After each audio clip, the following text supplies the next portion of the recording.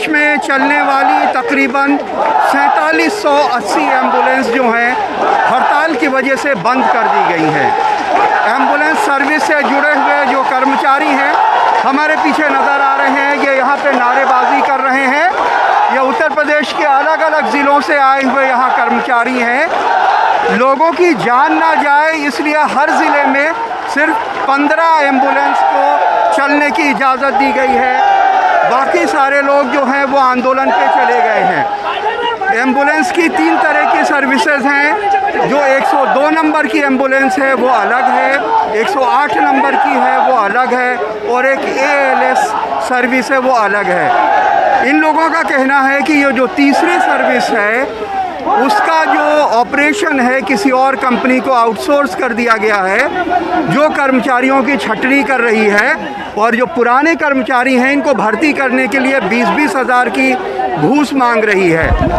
ये चाहते हैं कि सरकारी कर्मचारी इनको बना दिया जाए और ठेके की प्रथा ख़त्म की जाए।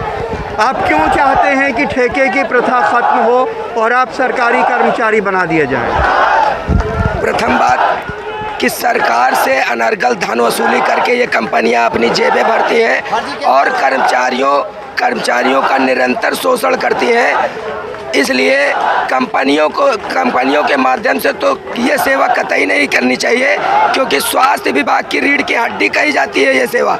ये एम्बुलेंस सेवा प्राथमिक सेवा है और प्राथमिक सेवा के कर्मचारियों को मजदूरी पे नहीं होना चाहिए। अभी हड़ताल की फौरी वजह क्या है? हमारे ALS के टेंडर को GVK MRI कंपनी से उठाकर चिकित्सा कंपनी को दिया गया और चिकित्सा कंपनी ने कर्मचारियों के समायोजन से साफ इनकार किया और कहा कि यदि हम आपको समायोजित करेंगे तो आपको 20,000 और 25,000 रुपये जमा करके नए सिरे से ट्रेनिंग प्रोसेस से करके आपको आना पड़ेगा। तो क्या हमारा 10 साल 8 साल 9 साल का एक्सपीरियंस बेकार है? अच्छा, अगर आप सरकारी कर्मचारी हो जाते हैं तो आपको कौन सी सुविधाएं मिलेंगी जो सुविधाएं आपको ठेके पे रहते हुए नहीं मिलती हैं? देखिए, हम लोगों को अभी किसी भी तरीके की कोई भी सुविधा नहीं मिलती है। जो शासन द्वारा निर्धारित न्यूनतम वेतनमान है हम लोगों को वो भी नहीं दिया जाता। जो 50 लाख रुपए सरकार ने कोरोना योद्धाओं के लिए निधि की घोषणा की उसमें हम लोगों का नाम ही नहीं है।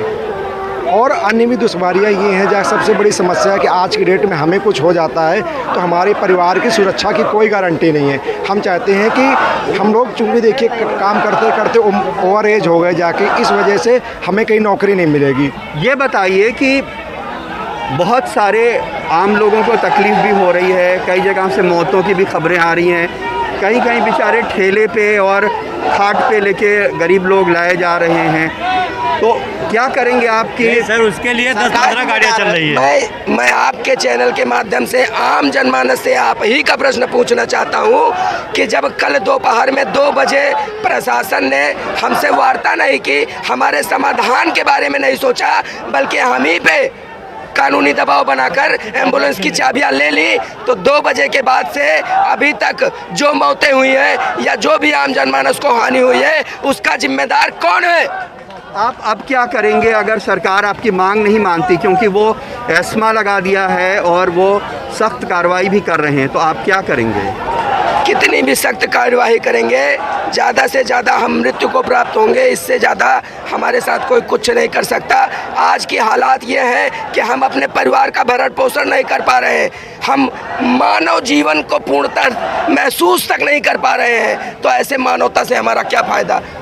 अगर यह हमारी मांगें नहीं मानी जाती है तो हमारा धरना और आंदोलन पुरजोर तरीके से होगा और कल 12 बजे तक हमारे सभी पूरे प्रदेश के सभी एम्बुलेंस कर्मी जिन आम जनमानस को सेवा दे रहे हैं वो भी सेवा देना ठप करके लखनऊ के इको गार्डन में मौजूद होंगे और माननीय प्रदेश अध्यक्ष जी के निर्देशों पर यह धरना आक्रोशक रूप धारण करेगा। बहुत बहुत शुक्रिया। तो आप देख सकते हैं कि यहाँ पे जो एम्बुलेंस चलाने वाले लोग हैं जिनकी ड्यूटी जान बचाने के लिए लगाई गई थी वो यहाँ फ़िलहाल आंदोलन कर रहे हैं।